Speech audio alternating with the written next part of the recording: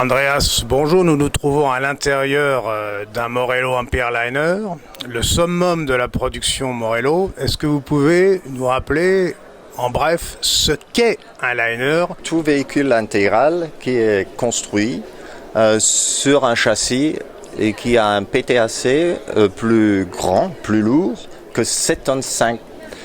Morello, comme spécialiste de la fabrication de liners, il fabrique une bonne trentaine de pourcentage de sa production dans de tels véhicules. Alors, un liner pour Morello a un double plancher, a une grosse isolation comme ce Empireliner ici de 58 mm d'épaisseur de paroi et du toit et du double plancher, même de 90 mm si je compte les deux planchers ensemble. Un liner se trouve sur un seul niveau de la cabine de conduite jusqu'à la salle de bain, je dirais. Après, on monte un tout petit peu dans un lit parce qu'en dessous d'un grand liner, il y a bien un Mini Cooper ou les derniers véhicules, même une Porsche 911. Un liner, ça n'est pas fabriqué sur la base d'un châssis traditionnel, on repart quasiment à zéro. Déjà, le châssis demande une bonne 20 à 30 000 euros de conversion.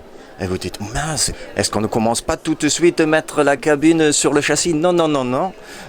Il y a une plateforme au-dessous de siège, par exemple, qui relève le siège en haut, qui les pousse à l'avant vers le pare-brise pour avoir ce panorama spectaculaire et cette vision très courte pour la sécurité de conduite.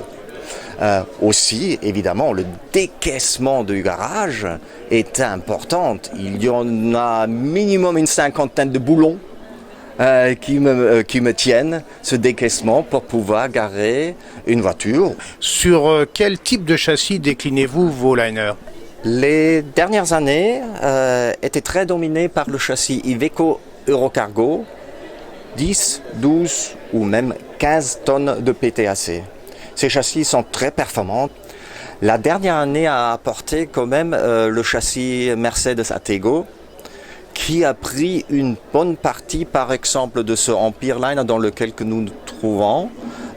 Plus de 80% de nos commandes. Surtout le couple de 1200 Nm attire beaucoup de gens. Les 300 chevaux de puissance, évidemment, sont nécessaires pour un véhicule de telle classe.